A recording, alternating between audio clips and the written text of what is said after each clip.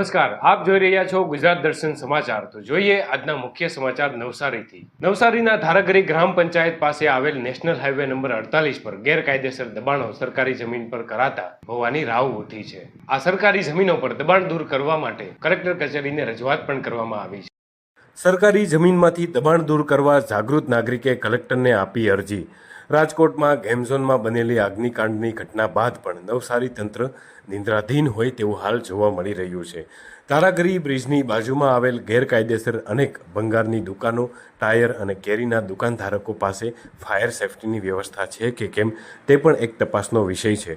શું આવા ગેરકાયદેસર દબાણ કરનારા લોકો સામે વહીવટીતંત્ર કોઈ કાર્યવાહી કરશે કે પછી રહેમ નજરે ચલાવી લેશે?